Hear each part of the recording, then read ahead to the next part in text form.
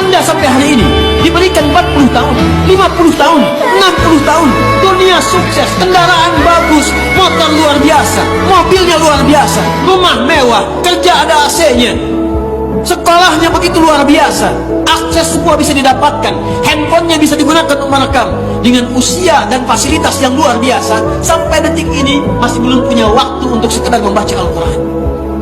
Gimana bakalnya untuk dibawa pulang? Pernah dengar Sayyidah Asiyah, Siti Asiyah? Siapa beliau? Istrinya Fir'aun kan? Ya, kan ada kisah Fir'aun dalam Al-Quran. Ketika beliau akan dieksekusi oleh Fir'aun, la'natullahi alaihi, Fir'aun itu akan mengadab, akan menghukum istrinya sendiri, Sayyidah Asiyah. Ketika akan disiksa dan sudah diikat dalam tiang itu, akan disiksa, maka beliau berdoa, Siti Asiyah itu, dan doanya diviralkan di Al-Quran. Rabbi bennili indaka baitan fil jannah wa najjini min fir'auna wa amali. Ya Allah, aku telah berislam, mempertahankan akidahku saat ini sampai dengan sekarang. Maka mohon ya Allah, berikan kepadaku anugerah di surga nanti, bangunkan satu istana di surga, dan selamatkan aku dari buruknya siksa Fir'aun, sehingga menjadi tanda bagi orang-orang yang akan beriman, bahwa beriman itu menyenangkan. Maka apa yang terjadi? Saat sakaratul maut itu ditampakkanlah oleh Allah istana di surganya, maka dia tersenyum. Dalam senyum itu Fir'aun kan gak ada imannya, jadi gak ada koneksinya. Maka mulai menghardik, kata Fir'aun, ini perempuan mau dieksekusi kok malah senyum. Dia nggak tahu kalau dalam keadaan itu surganya sedang ditampakkan, istananya ditampakkan. Maka meninggallah beliau dalam keadaan sedang menatap istana surganya, ya, dan berhasil wafat dalam husnul khatimah. Dan Fir'aun tidak mencelakai, tidak menghukum, tidak menyiksa beliau itu kecuali dalam keadaan sudah wafat. Kalau Allah nggak berkehendak, sehebat apapun berikhtiar seorang makhluk tidak akan mendapatinya. Ya, betapa banyak orang belajar keras, luar biasa, ya, tapi Allah nggak berkehendak. Karena melihat kemaslahatannya bukan pada orang dimaksud. Dia berhak mendapatkan yang lain, ilmu yang lain, bukan yang itu. Allah titipkan pada yang lain. Ketika diberikan oleh Allah kepada si fulan, seorang hamba, maka adabnya dia berterima kasih kepada Allah dengan cara bersyukur. Nah, sifat syukur yang pertama ketika diberikan itu adalah menghadirkan sifat tawadhu dan mengembalikan semua pengetahuan kepada Allah. Karena itu Allah sangat tidak menyukai bila ada seorang yang merasa berilmu, kemudian sombong dengan ilmunya itu. Bahkan tingkat kesombongannya berada di puncak sampai tidak mengenal Allah. Atau, mohon maaf, tingkat kesombongan dengan pengetahuan itu sampai menentang Allah. Inna'udzubillahi min dzalik. Ya? Nah, ini mendapatkan satu kecaman yang luar biasa, dan ini penyakit iblis yang pertama. Ketika merasa punya pengetahuan, ya kan? Maka dengan pengetahuan itu dia sombong, abah wastakbar. Nanti ayat 34-nya kita lihat. Dia merasa enggan hormat kepada Adam atas perintah Allah karena merasa sombong. Ya, maka Allah haramkan kesombongan itu, ya, apalagi bila itu dilekatkan kepada seorang yang merasa punya pengetahuan. Ya Allah, jadikan siapapun yang aku pandang tetap istriku yang paling mulia, dan jangan pernah tanamkan pada jiwaku keberpalingan dari istriku dan ketertarikan selain apa yang istriku ridai. Jadi ibu jangan berharap banyak kepada saya.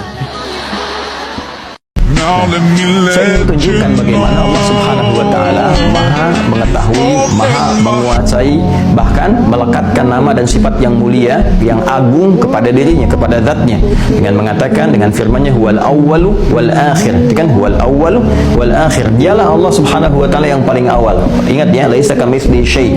Enggak ada sesuatu yang serupa, sesuatu pun yang serupa dengan Allah, dan kita nggak bisa menggambarkan, mengilustrasikan yang sama sepertinya.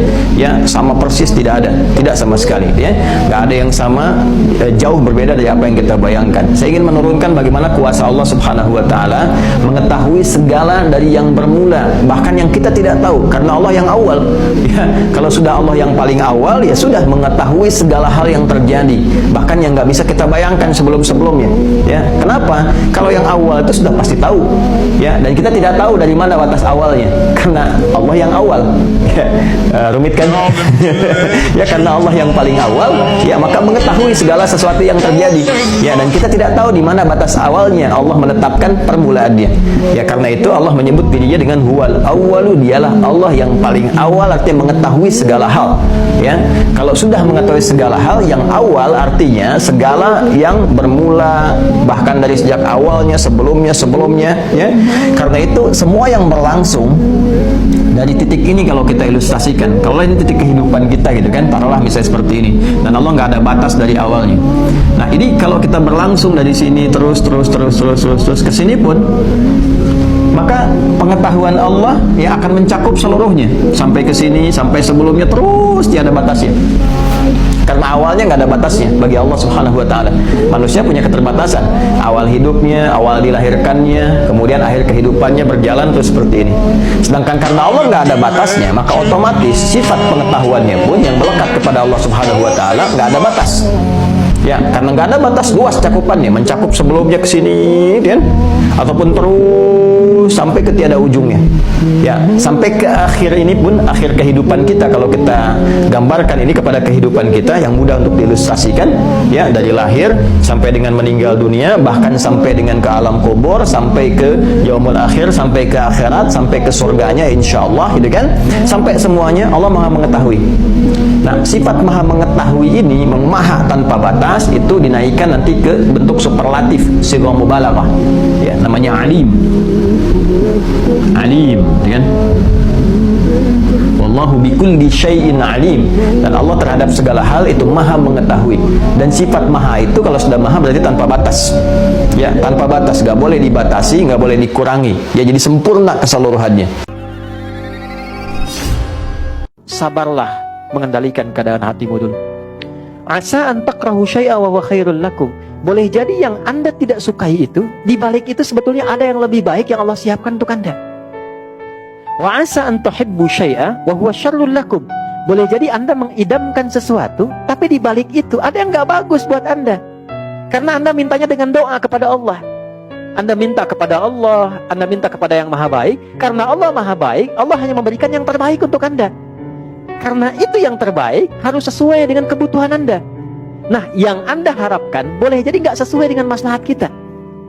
Ini ada sesuatu yang nggak baik. Dari mana melogikakannya? Tutup ayatnya. Wallahu ya'lamu wa antum la ta'lamun. Karena tahu masa depan, kata Allah. Kamu itu pendek berpikirnya. Engkau ingin A, mungkin sekarang aku berikan baik untukmu dalam waktu dekat, tapi ini nggak baik untukmu dalam waktu yang panjang. Aku ingin berikan sesuatu yang baik untukmu, jangka pendek, jangka menengah, dan jangka panjangnya sampai dengan ke akhirat. Ada banyak amalan yang bisa dikerjakan oleh anak yang masih hidup, yang pahalanya bisa mengalir kepada orang tua. Di hadis Muslim ada 9 lafaz. Idza matal insan, jika seorang manusia wafat, inqata'a sa'iru amali, terputus peluang amalnya seketika. Illa min thalas, tapi ada amalan tertentu yang pahalanya tetap mengalir. Jadi kalau seorang meninggal nggak bisa beramal lagi, pahala selesai. Tapi ada 3 amalan yang saat dikerjakan oleh beliau sebelum wafat, atau beliau wafat orang lain kerjakan, maka pahalanya terus mengalir. Apa itu? 1, sedekah jariyah, perbuatan baik yang pahalanya mengalir. Almarhum sebelum misalnya wafat, tiba-tiba kemudian Masya Allah suka belikan mushaf, dikirim ke penghafal Quran, kirim. Beliaunya meninggal, mushafnya masih ada, pahala mengalir. Setiap huruf 10 orang baca, mengalir lagi. Yang paling menarik yang kedua, beliaunya sudah tidak ada, tidak mewakafkan mushaf, anaknya yang hidup mewakafkan. Sampaikan mushaf atau dibacakan. Kata Imam Ahmad bin Hanbal, bacaan itu sampai, pahalanya sampai. Kata Imam Asy-Syafi'i, bacaannya tidak sampai, tapi pahala dari anak itu kalau disebut anak yang soleh mengalir juga untuk orang tuanya. Karena yang 3 tadi, sedekah jariyah, ilmun yuntafa'u bihi, ilmu bermanfaat, dan yang ketiga, waladin solihin yad'u lahu, anak soleh yang berdoa untuk orang tuanya. Di antara jenis doa itu adalah bacaan Al-Quran. Karena doa disebut dengan zikir. Quran surah ke-7 ayat 205. Dan bacaan Al-Quran disebut pula dengan zikir. Quran surah ke-15 ayat ke-9. Dua-duanya disebut dengan zikir. Sepanjang Anda baca Al-Quran, diniatkan seperti apa yang Anda sampaikan, maka kata Imam Ahmad, sampailah itu kepada apa yang diniatkannya. Wallahu ta'ala a'lam bissawab. Berlarut-larut, berpura-pura sempurna, sampai kau. Jangan menggunakan pakaian-pakaian atau mengenakan pakaian-pakaian yang potensial melahirkan kekacauan, ya kan? Melahirkan perselisihan, ya, melahirkan syahwat, ya kan? Ya, Anda boleh berkata itu kan karena dia nggak bisa mengatur pandangannya aja. Iya, karena Anda berpakaian tak teratur. Kalau Anda teratur, dia bisa mengatur pandangan. Tapi karena Anda nggak teratur, dibuka semua, ya fitrahnya kan manusia itu keluar. Ada syahwat, ada nafsu, ya kan? Nah, jadi di konteks ini mesti paham gitu. Jangan nggak ada kebebasan murni. Semua diikat dengan norma. Nggak semua bisa mengatakan bebas, begitu tidak. diikat dengan norma. Ya, semua ada norma yang disepakati, dengan itu kemudian kita berlatih dengan cara yang baik. Ya. Anda punya teman. Temannya seringkali menjelek-jelekan Anda. Kemudian yang kedua, berbicara yang tidak baik tentang Anda di belakang. Kemudian menzalimi dalam segala bentuk yang memang salah.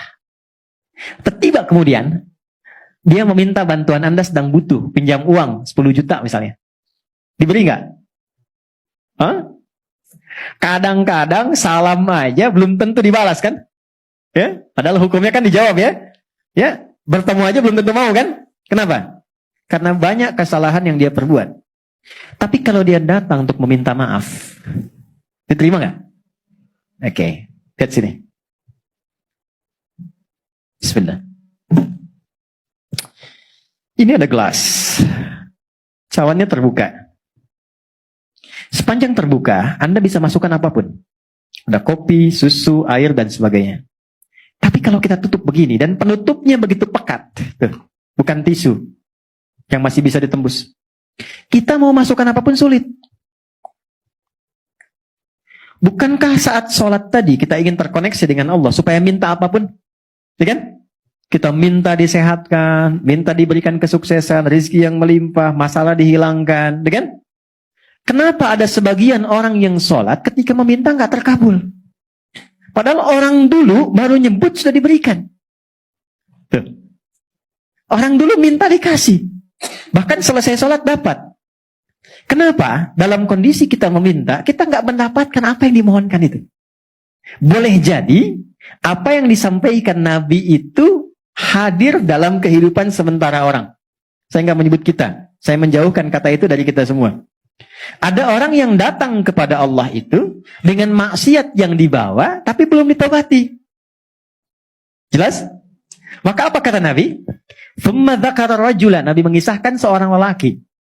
Yutilus safara asy'atha aghbara. Dia menempuh perjalanan panjang sampai berdebu, capek, jauh jalannya. Yamuddu yadaihi ilas sama, dia ingin berdoa. Kalau ini digambarkannya datang ke Mekah lah, mau doa, ya kan? Begitu sampai tiba ke tujuannya, apa yang terjadi? Kata Nabi, komen pertamanya. Ingat, kalau Nabi sudah komen, maka kita apa yang harus dilakukan? Tinggal like, subscribe. Like, share, and subscribe. Apa komen Nabi? Anna yustajabu lidzalik, mat'amu haram, mashrabu haram, malbasu haram, wa ghudhiya bi haram. Bagaimana doanya bisa tembus sementara makanannya haram, minumannya haram, pakaiannya haram, perangkat hidupnya haram. Ternyata bukan Allah nggak mau kabulkan. Begitu mau dikasih, mental. Karena ada sekat. Itulah sebabnya, kenapa sebelum kita minta banyak dalam sholat, minta sehat, minta rizki, minta rahmat, minta segala hal, kenapa dimulai saat takbir dengan memohon doa taubat terlebih dahulu? Di pembuka awal. Pembuka awal yang mengawali sesuatu dari mulai asalnya, itu dalam bahasa Arab disebut dengan iftitah. Kalau pendek, kalau agak panjang disebut dengan istiftah. Itulah sebabnya kenapa kita saat takbir langsung membaca doa iftitah atau istiftah untuk membuka semua sekat-sekat yang kurang baik yang selama ini Allah nilai kurang bagus, sehingga setelah terbuka kita bisa minta apapun yang dimohonkan kepada Allah. Ada 9 jenis doanya, dari mulai yang pendek sampai yang panjang. Kalau pendek namanya iftitah, kalau panjang namanya istiftah. Atau kadang untuk mewakili keduanya, baik itu pendek ataupun panjang. Oke, teman-teman biasa baca doa apa? Gak apa-apa. Iftitah. Allahumma ba'id baini wa baina khataayaaya kama ba'adta baina al-masyriqi wal maghrib. Ada yang baca Allahu akbar kabira, alhamdulillahi katsira? Ada yang baca wajjahtu wajhiya alladzi fatara as-samawati wal ardh? Ada? Baik. Pertanyaannya, tahu nggak maksudnya apa? Paham nggak gitu? Kita baca tanpa paham, dapat pahala dan gugur kewajiban, mengangkat kewajiban. Tapi kalau kita baca paham artinya, maka pemahaman itu memberikan dampak pada jiwa kita. Sehingga menggugurkan dosa-dosa yang pernah kita lakukan dan merubah kita menjadi semakin lebih baik. Islam itu membuat kita cerdas. Berislam itu pintar, cerdas, berkemajuan, mencerahkan. Itu Muslim. Sepanjang dia mempraktikkan imannya. Di mana sumber iman itu? Quran. Maka kembalilah ke Quran. Kembali ke Quran itu mesti belajar. Di mana jalurnya, mana ulamanya, mana sanadnya, kan mesti ada prakteknya.